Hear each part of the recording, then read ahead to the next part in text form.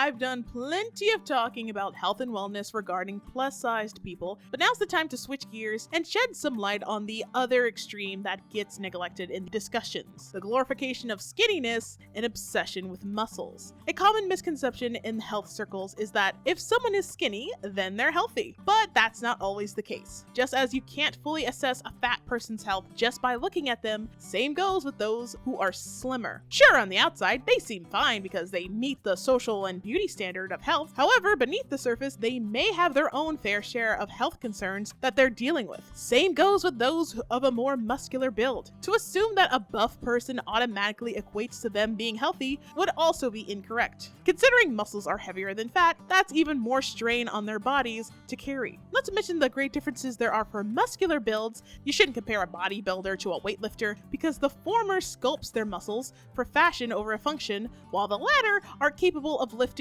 well over 500 pounds. Bottom line, it always comes back to self-image and doing what you need to maintain your health your way. Otherwise, your drive could lead to serious risks, whether you desire to be skinny or muscular. Something these batch of episodes I've selected portray very well and gives us something to think about regarding our own health and wellness journey. In the Rocko's Modern Life episode, No Pain, No Gain, Rocko and Heifer join an exclusive fitness center, but lose points for making a mess of the place. With Rocko feeling out of shape and Heifer getting fatter, his words, not mine, the boys try a luxurious fitness spa, but due to having a high-class clientele, they gotta dress for the part before even getting started. The boys attend various fitness activities, but are having difficulties finding a workout that's best for them. They tried an aerobics class that was going well until Rocko got knocked around the room. Next is weightlifting and rowing, but the boys have a troubling time on the machines. Rocko suggests they play basketball and go for a swim, something less boring for Heifer's taste, but they all end in disaster as well. The final nail in the coffin was when Rocko tried a highly advanced workout machine that nearly ended him. They cool down at the juice bar and sauna, but due to Heifer's carelessness, gets him kicked out. However, Rocko is welcome to stay, but wanting to stay loyal to his best friend, Rocko declined their offer of a membership. That bovine dog is my best friend, and if he's not good enough for your club, I'm not good enough. The episode ends with the two deciding to do their own at-home workouts. While initially going to the fitness and spa center for Heifer's well-being, where Rocko was trying his best at the facility's activities, Heifer has been snacking the entire time, making no progress whatsoever, not taking the workouts as seriously as Rocko was, to the gecko's disapproval. Heifer wasn't making any progress because he kept eating and sneaking away from every activity, quite literally counterproductive to a workout and a healthy lifestyle. I guess a lesson that can be learned from this episode is to avoid falling into trendy workout facilities to meet their outrageous standards. Not everyone is knowledgeable about gym equipment and very well might even hurt themselves in the process. Besides, there's plenty of home exercises one could do. Skip those pricey gym memberships and uncomfortable public workout settings from the privacy of your own home.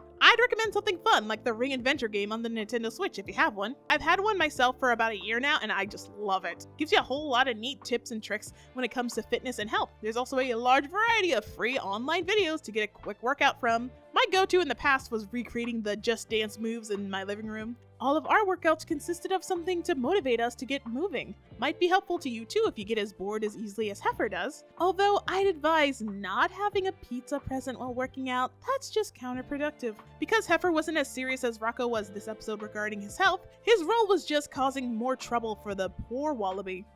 Typical modern life. Since Heifer was not as productive as the wallaby could have been, how about we discuss a character that was actively trying to lose weight and struggled to do so? Sounds good, but were they losing weight for themselves, or were they pressured to do so? Well, in the Hey Arnold episode Weighing Harold, feeling upset because everyone makes fun of him for being fat, Harold goes on a cruise to lose weight, only to find out that he gained more weight during the trip. Harold eats 50 ice cream bars to the neighborhood kids' amazement, but the ice cream man mocks him and fat shames him for doing it, proclaiming an early retirement if he had more customers like him, and calls Harold Tubby. Doesn't help that he also overhears the kids in the neighborhood also make fun of him for his weight and poor decision to buy 50 ice cream bars just to get a couple of quarters out of them. Fat shaming is exactly what it sounds like, harassing someone for their eating choices and their weight. It's not so much as criticizing them in hopes that they'll improve themselves, it's just targeted bullying and harassment in a completely inefficient way of motivating plus-sized bodies. Later, Harold asks his parents if he is fat, where his father suggests that he could stand to lose a few pounds. His mother reassures him that he's just as husky as she was at his age. I turned out to be a perfectly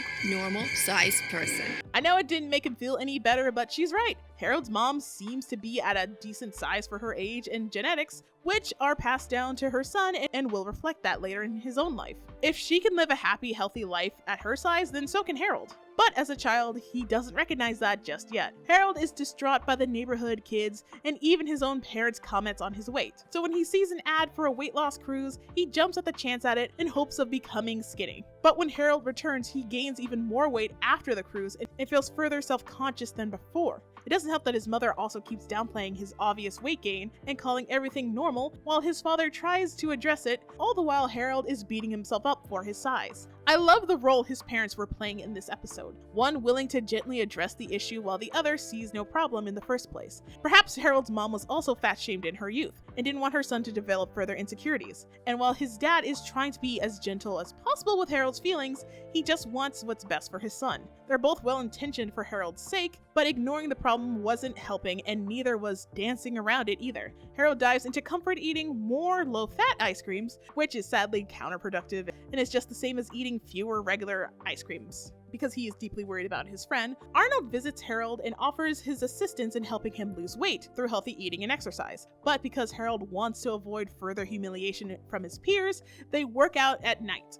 Very valid reasoning. Being self-conscious while working on yourself gets to the best of us. Harold struggles even with Arnold's help and reveals that while he was on the cruise, he ate even more because he was worried about people thinking he was fat. So from the kids and ice cream man calling him fat, to the little boy mistaking him for a fat man that his mother corrected to being a fat boy, Harold's breakdown stemmed from concerning himself about how others perceived him rather than how he sees himself. Arnold helps him realize that he was happier at his old weight, and they work on getting Harold back to his old fat self, and to not let others' view of him taint how he sees himself. The important thing is what you think, Harold. Right, what I think. The episode ends with Harold as his old self again, to the kids' amazement and delight of his transformation. This episode showcased the dangers of fat shaming and assuming that their weight is a problem, as if a fat person isn't already aware that they aren't fat. Oh, but we're just helping by telling them they need to work on themselves. Constantly insulting someone about their body doesn't help them as much as you think it does. And even if they are fat, they could be at a healthy weight for their size and genetic background. Hence the importance of not assuming that every person with a couple of pounds on them are at a major health risk. Harold was more fixated on becoming skinny to prove he wasn't a fat slob to others instead of focusing on how he viewed himself firstly. That's another slippery slope. Aiming to be skinny might be in the deck for some people's goals, but it's not achievable for others due to genetics, limited access to resources, and/or a combination of multiple factors. For myself, I know I'll never have a flat stomach, but I can maintain my health to avoid growing larger than my body can handle. And I'm glad that for Harold that he was able to bring his weight back down to his usual comfort level. Because in cases where a plus-sized body is constantly belittled and policed, insecurities will develop around eating too much, or too little, I'm afraid. In the American Dad episode, American Dad After School Special, Stan develops a weight problem after being critical of Steve's new overweight girlfriend. After meeting a goth girl while escaping PE, Steve grows infatuated with his new girlfriend Debbie. But when he brings her home for dinner to meet the family, Stan shelters them away to the panic room because, according to Stan, she's a fatty. Stan's judgmental hard-ass attitude nearly drives a wedge between Steve and Debbie. The family calls out Stan's hypocrisy for body-shaming Debbie, knowing that Stan has let himself go. Because of his deep-seated hatred for plus-sized people, Stan has been putting himself through a rigorous diet and exercise regimen for the past 3 weeks, lowering his weight but also his intake of food. It starts to get worse when he gets a personal trainer named Zach that further pushes him toward the edge. While Stan and the audience are led to believe that he's gaining even more weight despite how much he works out and that the family is sabotaging him, the Smiths discover that Stan's weight problem doesn't stem from him being too fat, he's been suffering from anorexia. Wait, are we allowed to say that on YouTube? I'm not sure, but let's just censor it to be safe. I didn't bust my ass editing audio for hours to get demonetized. Please remember to check out the Kofi. It helps a lot. The more he thinks about how fat he is, the quicker Stan is withering himself away. You keep thinking you're fat no matter how skinny you get. I'm a huge tub of lard. No, you aren't. You're just suffering from a delusional state. Even Zach, his personal trainer, was all a part of his delusion and obsession to avoid fat. The family takes him to a help group that's mainly dominated by teenage girls with the same health issue as Stan. Excellent subtle commentary on how EDs are often looked down as a teenage girl problem rather than the reality of anyone being able to develop it. Steve blames himself for bringing Debbie home, causing a shift in the household that he believes started Stan's problem. So wanting to help his father recover, he decides to break up with Debbie. As the family do their part to help Stan eat properly again, he learns a trick to avoid food from one of the girls at the group's counseling session. Instead of working on his recovery, Stan has been hiding and moving the food to various places. It all comes to a boiling point when Stan tries setting Steve up with his new friend at a restaurant where Roger intended to woo the newly single Debbie. Francine and Haley find his food graveyard, infuriating Steve to know that his father wasn't even trying to get better, despite breaking up with a girl he really liked in hopes of helping him. Honestly, Stan could bother learning a thing or two from Steve about liking a person for more than just their appearance. I don't care if she was fat or thin. She was sweet and beautiful and kind of freaky in a good way. Which was enough for Stan to realize that he's been the ugly one on the inside and outside and starts eating regularly again. It doesn't matter to me. If you're happy, I'm happy. Anorexia was depicted surprisingly well in this episode. The struggle of the delusion of how one sees themselves, loved ones trying their best to help, and the ignorant avoidance of anything fat was done really well. Very thoughtful, I'd say. Stan's judgmental and fat-phobic behavior is what drove him to develop an ED in the first place. Similar to a lot of people, it could come from one's own personal biases against fat people that causes their own downfall, as well as others placating on their insecurities that could hurt them in the long run. In the BraceFace episode titled Skin Deep, Sharon is excited to model for Dion in the school fashion show, but when Nina makes a catty remark about her size, Sharon starts feeling insecure about her body and goes on an extreme diet. I'm not all too familiar with the Canadian-Chinese cartoon BraceFace, but my supporters in the Kofi exclusive Discord recommended I give this episode a watch. And if you're interested in joining the Discord, recommend some TV shows, or simply wish to vibe with some chill people, myself included, it's a one-time payment of $3. Just follow the link in the description. It helps support the channel while I'm between jobs right now, and your name will appear at the end of every video, as well as access to early videos, work-in-progress thumbnails, art, and much more perks I've been cooking up. Just make sure to read the rules thoroughly. Alright, that's enough e-begging, back to the episode. Preparing for a school-wide fashion show, Sharon is excited to model for the best designer in the school, Dion. But because the mean girls are jealous that Sharon gets to wear Dion's sparkling masterpiece and they're stuck with faux fur leftovers, they poke fun at her problem areas. Harrison, the set designer, puts the girls in their place. Love when a plus-size king doesn't back down to body shamers. We stan! Once trying on the dress, Sharon starts to feel self-conscious about her size, though Dion reassures her that he could let it out to better fit her. Sharon is determined to go down a size to make it work. Because Nina got into her head about her body size, Sharon starts eating less, over-exercising, and comparing her body to the other girls at school. Doesn't help that Nina keeps stoking the flames of Sharon's insecurities, while also mocking her for hanging out with Harrison, who is such a lovely kid, kind, generous, and thoughtful, though Nina makes fun of his appetite. The food he was eating sounded very nutritious to me. Grilled veggie wraps, pita, hummus, and a large juice, which is quite refreshing to see because most of the time when a fat character is shown eating with others, it's usually a greasy nightmare or a cartoonishly large amount of food. Great job, BraceFace. You did good by Harrison. Yeah, unlike some shows that usually end on the lesson of,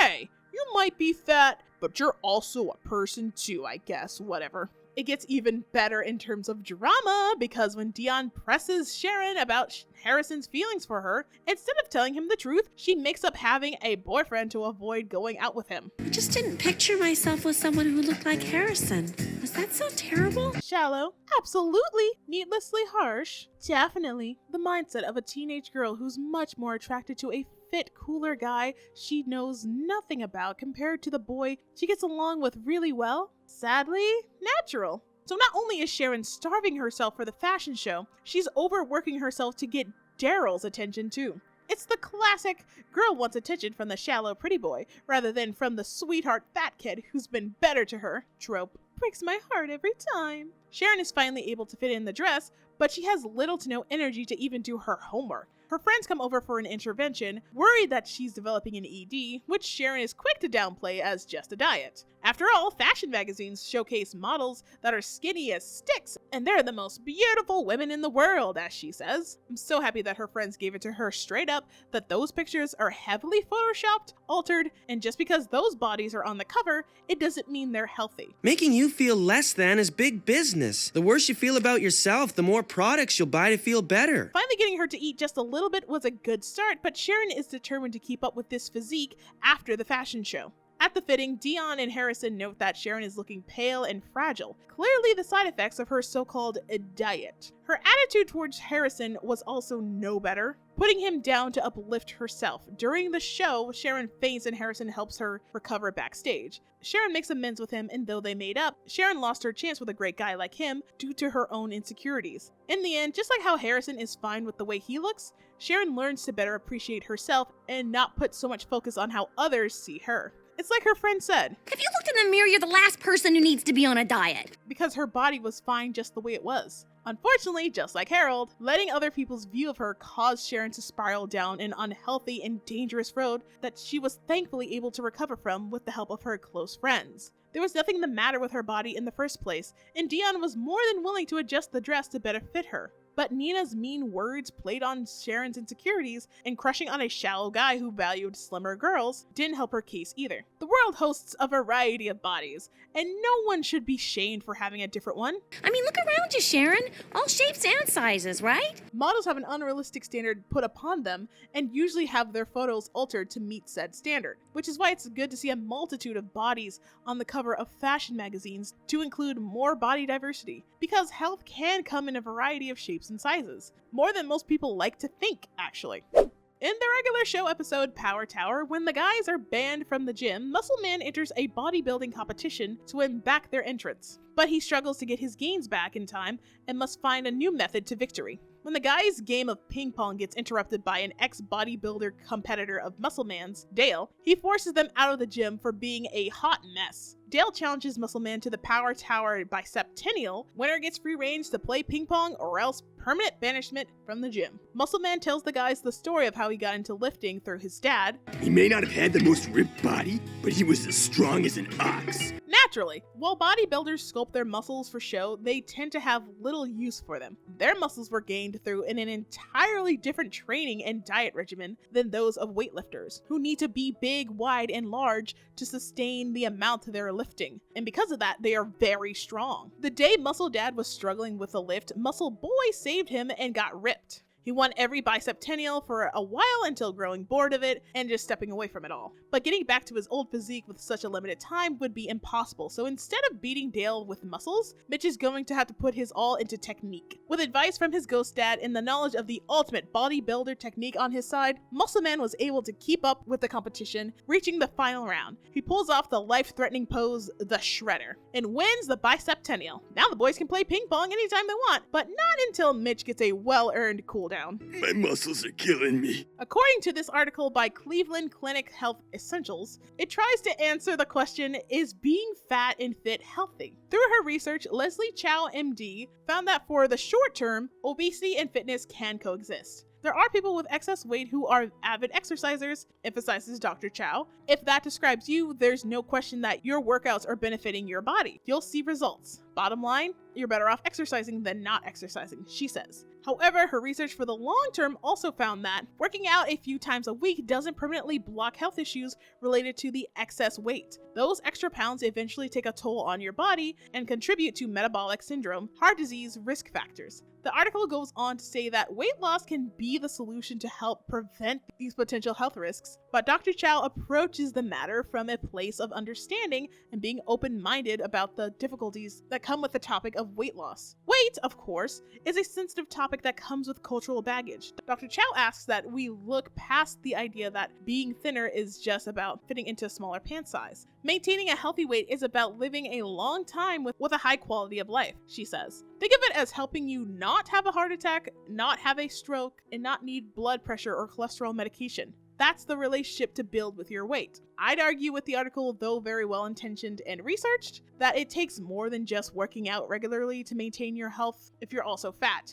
Even according to the BMI, which is utter bullshit that Dr. Chow acknowledged, but for the sake of her research, used in her assessment. A bodybuilder who looks capable of bench pressing a pickup truck would register a higher BMI because muscle weighs more than fat. Race and ethnicity can also skew what's a good or bad BMI. What you put into your body is just as important, so it can have the proper fuel needed to sustain such workouts. I would say Muscle Man is a dead ringer for someone who could be considered fat and fit. He might not be as lean as he used to be, but he's the strongest guy working at the park. Yes, even stronger than Skips. He has terrible eating habits now, but in the later season, thanks to his future wife, they start incorporating nutritious meals in their diets to help them live a long and happy life together. And if the finale of regular show is anything to go off of, it definitely paid off in the end. So whether your goal is to fit into a new outfit, to have more confidence in yourself, or to power lift a truck, it can be possible so long as you do it safely and not for anyone else's approval. I, for one, would like to be able to crush watermelons with my thighs someday. Exercising until you're exhausted, or starving yourself until you can see your bones, is objectively not healthy for anyone. Take it a day at a time. You will have slip-ups, but you can also keep going. So don't let shamers and insecure brats dull your shine streaks. You got this!